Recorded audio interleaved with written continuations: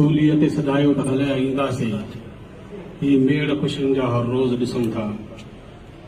सूलीअ ते सजायो त हलिया ईंदासीं। इन स्टेज ते वेठल पाकिस्तान जे उस्तादनि जी सभ खां वॾी अफ़रादी क़ुवत रखंदड़ पेटेल जो सरवाण मोहतरम साईं ग़ुलाम रसूल महर साहब,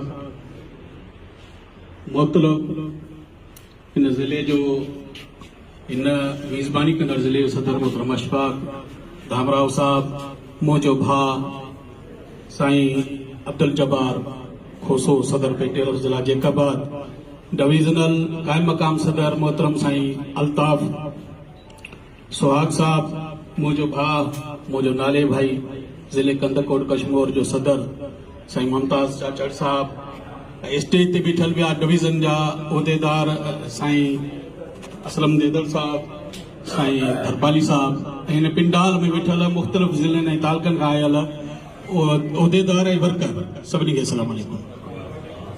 साईं मुंहिंजा जो को कन्वेंशन बुनियादी तौर ते 10 अक्टूबर जी जेका एलियान तहरीक जो ॿियो मरहलो आहे उनखे कामयाब करण जे लाइ वर्कर कन्वेंशन जी सूरत में तजवीज़ूं वठियूं त उन जेको 10 अक्टूबर जो वॾे में वॾो इवेंट आहे तहरीक जो त उन इवेंट खे कीअं कामयाब कजे उन जे लाइ तजवीज़ूं कहिड़ियूं अचणु घुरिजनि। साईं मुंहिंजा तहरीक जे लाइ पहिरियों नुक़्तो मुस्तक़िल मिज़ाजी आहे। जेकॾहिं मुस्तक़िल मिज़ाजी सां जिदोजहद हले थी उहा कॾहिं बि नाकाम नथी थिए। यूनिटनि खां ज़िला जे साईं हिते ॻाल्हि करे अब्दुल नबी साहब बहितरीन तरीक़े सां असांजी डिवीज़न सरे फ़रिश्त रही आहे, हिन में भरपूर किरदार अदा कयो आहे ऐं पूरी सिंध मां बि सुठो रद अमल आयो आहे। उन खां पोइ डिवीज़न ते जेके असांजे ज़िले हेडक्वार्टरनि जा पंहिंजो एहतिजाजी मुज़ाहरा हुया उहे बि भरपूर रहिया। पूरी सिंध में तक़रीबन हिकु अधु ज़िले खे छॾे करे उहो बि थोरो घणो तंज़ीमी इख़्तिलाफ़नि जे करे त बाक़ी पूरी सिंध यकमुश्त हिकु पेज ते रही आहे। त उस्ताद बुनियादी तौर ते त तहरीक ऐं पंहिंजे हक़ वठण लाइ आतो आहे न। उस्ताद त मुंड खां वठी जॾहिं खां वठी अज़ल खां वठी मां त चवंदुमि त उस्ताद जॾहिं बि तहरीक हली आहे त हू पंहिंजे हक़ वठण लाइ आतो आहे ऐं पहिरियुनि सुफ़ुनि में रहंदो आहे ऐं रहंदो आयो आहे। भली उहा तहरीक 7 जून वारी हुजे, उस्ताद त पाण मल्हायो पर वेसा गादी त वरी बि सरकार कई असां।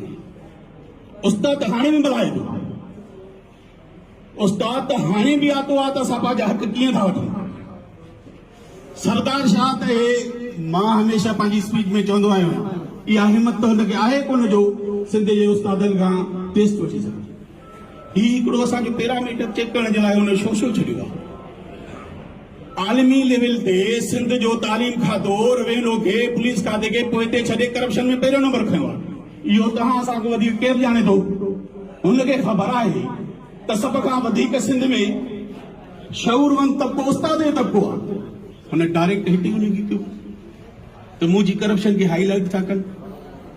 हाणे रुगो करप्शन त सिंध लेवल ते न थी आहे, आलमी इदारनि जे फंडिंग में बि थी आहे, किताबनि जी मद में बि थी आहे ऐं जेके स्ट्रक्चर जे लाइ बोर्ड जे स्ट्रक्चर जे लाइ इदारनि जा अरबे रुपया आया उहे बि जेको आहे हाणे त ज़ाहिर था थियनि फाट फाटान वॾा। हाणे अरबे रुपए जी करप्शन हुनखे लिकाइणी आहे, पंहिंजा कारा करतूत लिकाइणा, हुन हिकिड़ो शो छॾे हिट करे असांखे हुन कढ हलाए छॾियो। हाणे असां हिन में टेस्ट न ॾींदासीं। टेस्ट त सुवाल ई पैदा न आहे जो वठी सघे न सिंध जो उस्ताद टेस्ट ॾींदो न सिंध जो उस्ताद टेस्ट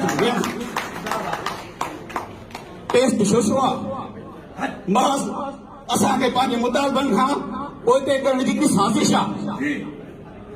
बुनियादी तौर ते असांखे हू हिकिड़ो एॾो वॾो डपु ॾेई कोशिश थो करे त हिननि जा जेके बुनियादी मसइला आहिनि जेके